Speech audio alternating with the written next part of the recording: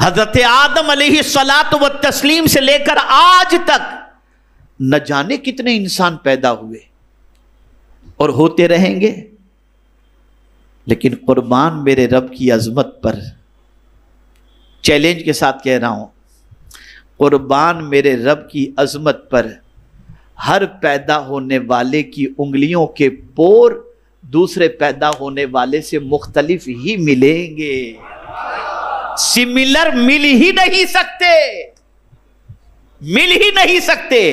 یہی وجہ ہے کہ آپ جب airport per out of India جائیں تو فنگر پرنٹ لی جاتی ہے۔ کیوں لی جاتی ہے؟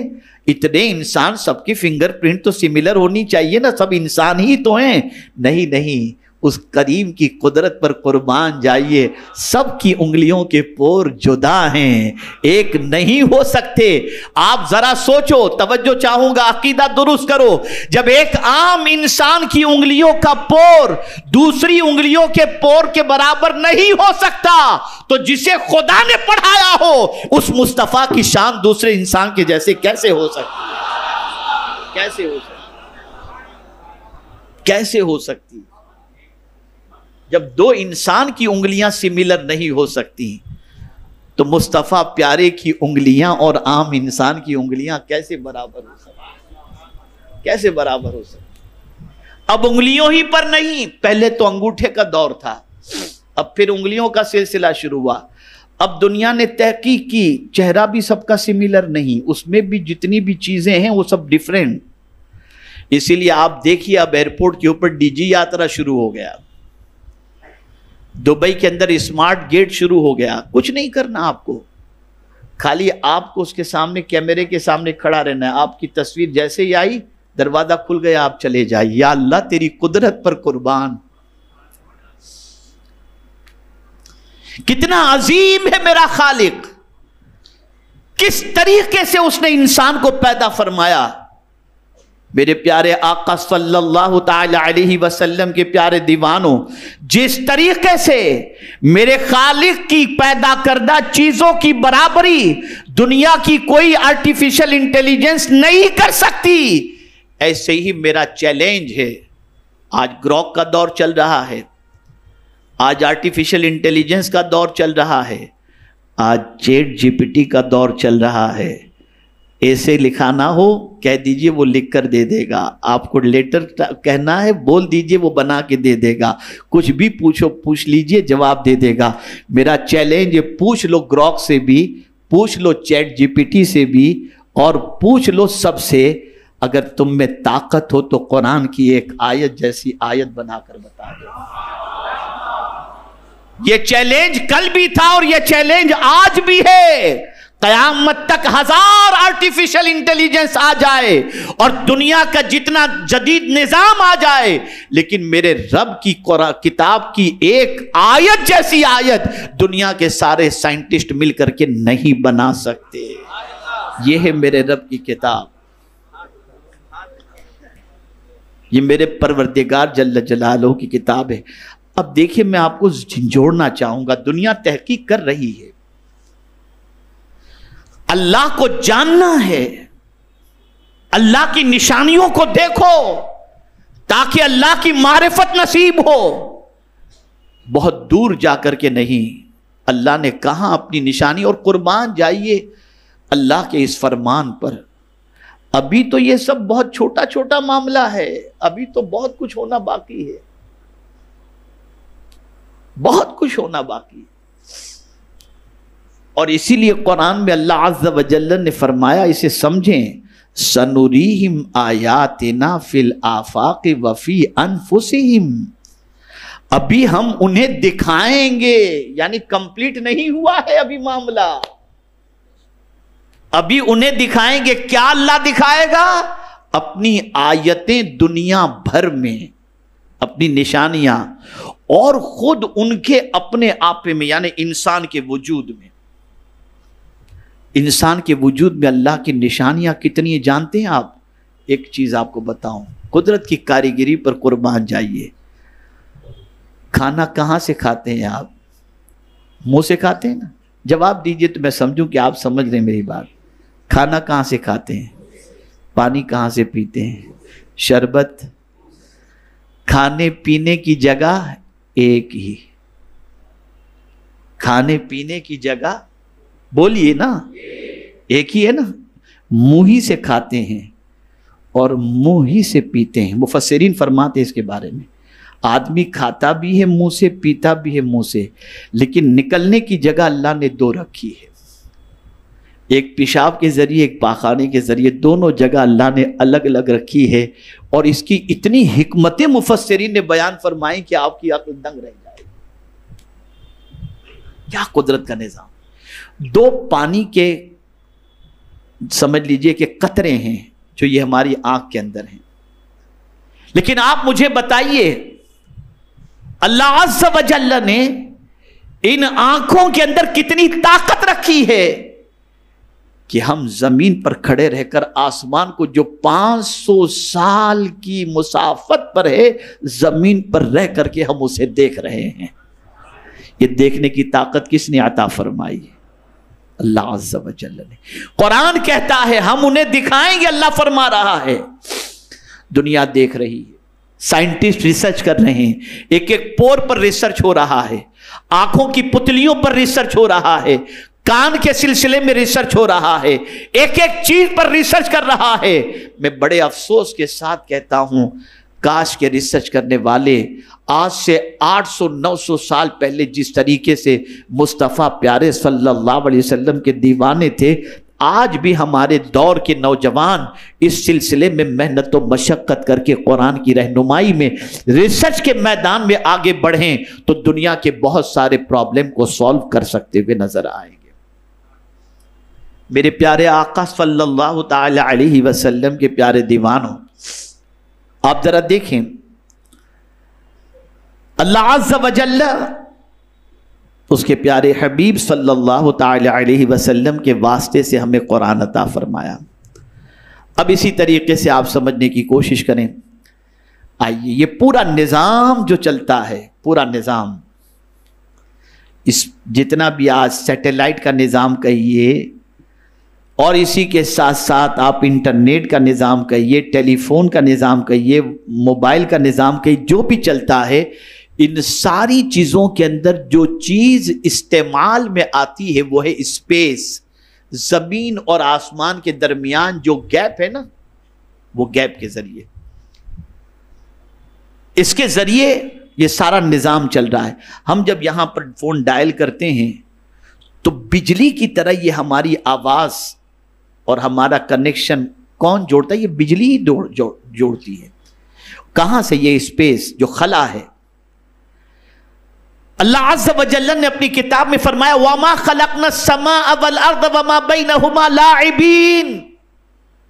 ہم نے زمین اور آسمان کے درمیان جو خلا اور جو گیپ پیدا کیا ہے اسے بیکار پیدا نہیں کیا.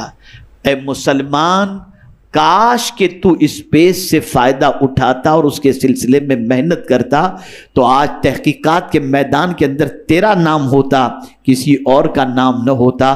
افسوس، آج کے دور کے اندر بھی سب سے زیادہ طاقتور ملک اسی کو سمجھا جاتا ہے جس کا کنٹرول اسپیس کے اندر ہے. میرے پیارے آقا صلی اللہ علیہ وسلم کے پیارے دیوانوں، یہ اسپیس سے فائدہ اٹھانے کا جذبہ کہاں سے ملا؟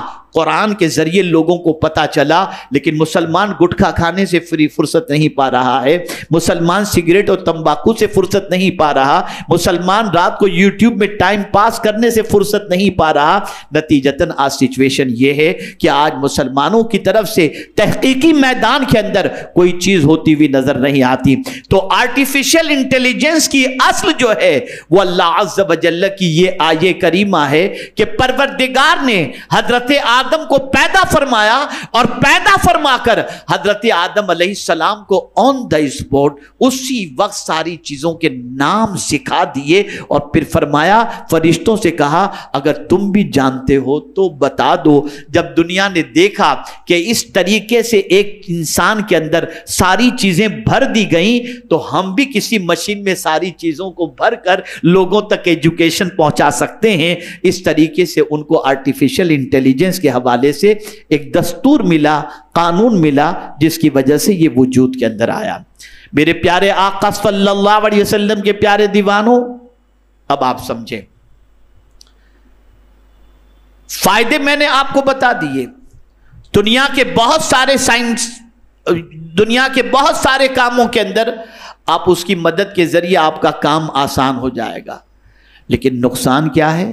آج آپ دیکھ رہے ہیں کہ انسان بڑا مصروف ہو گیا، واٹس ایپ کے اندر، یوٹیوب کے اندر، اور جتنی مصروفیت، توجہ چاہوں گا، نقصان کی طرف توجہ دلا رہا ہوں، جتنا انسان اس میں مصروف ہوتا گیا، اتنا وہ اللہ عز و جل سے دور، اور طبیعت کے اندر اس کی بے قراری اور اضطراب بڑھتا چلا گیا۔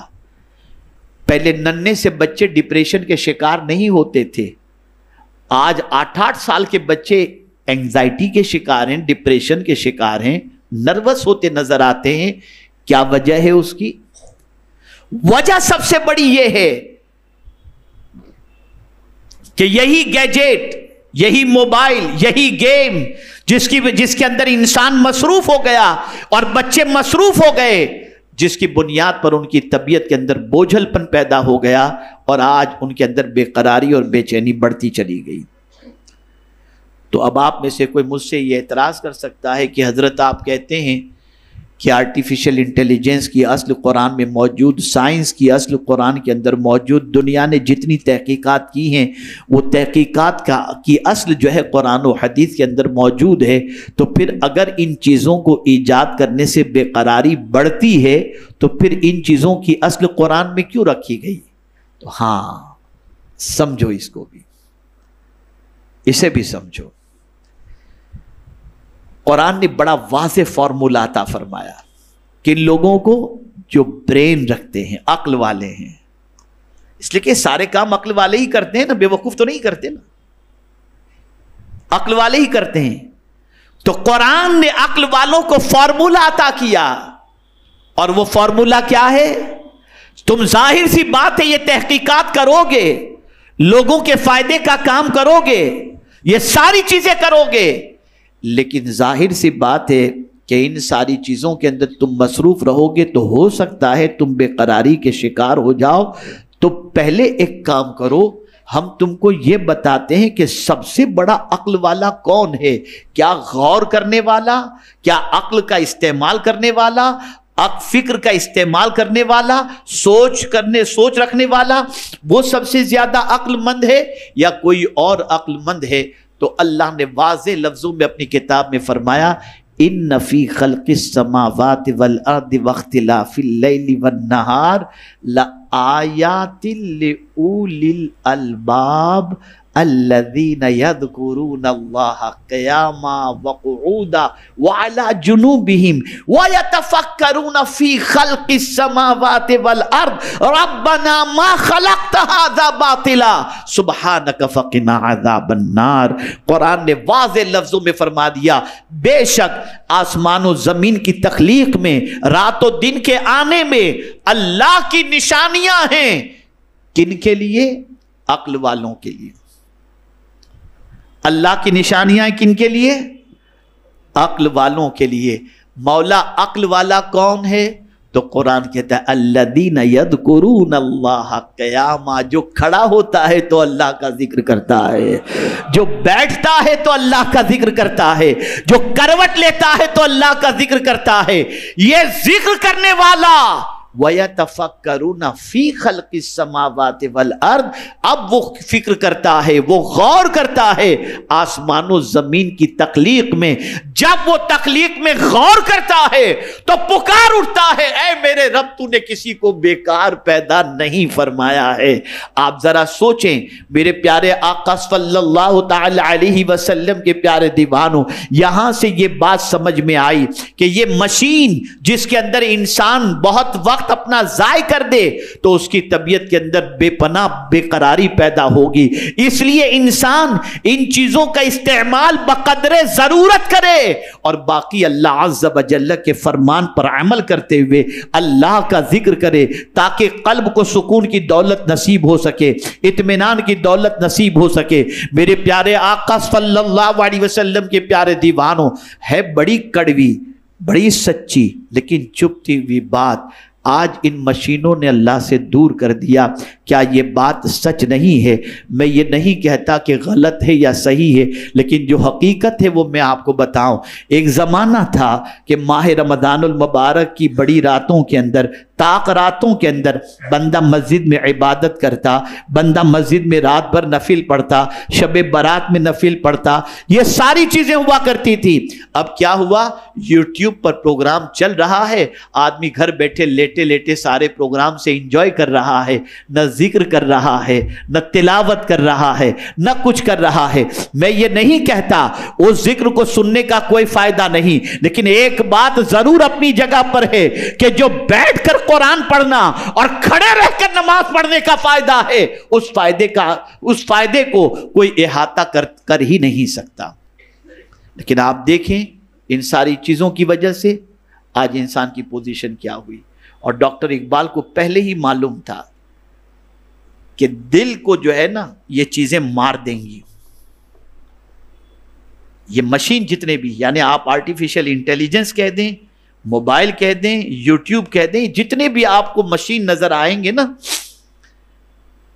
ये सब के सब दिल की मौत है दिल के लिए मौत मशीनों की हुकूमत। इस्तेमाल नहीं, मशीनों की हुकूमत कहा। इस्तेमाल आप करें, लेकिन इसकी हुकूमत आप पर इतनी हो जाए कि आप उसके बगैर जी न सके, यही आपकी जिंदगी में रच बस जाए, एक मिनट उसके लिए उसके बगैर जीना मुश्किल हो जाए, इतना वो आपको कैप्चर कर ले। तो डॉक्टर इकबाल कहता है दिल के लिए मौत मशीनों की हुकूमत। एहसास व मुरव्वत को कुचल देते हैं आलात, कि ये आलात वो हैं जो एहसास भी ख़त्म कर देते हैं, मुरव्वत भी ख़त्म कर देते हैं। आज हम देखते हैं सामने बैठे हुए इंसान से बात करना हो तो उससे बात करने में वक्त लग जाता है, लेकिन मोबाइल पर अगर किसी का फ़ोन आ गया हम उससे काफ़ी देर तक बात करते रहते हैं और सामने वाले की मुरव्वत हमें कुछ होती ही नहीं, वो बेचारा बेवकूफ़ की तरह कब से बैठा हुआ है।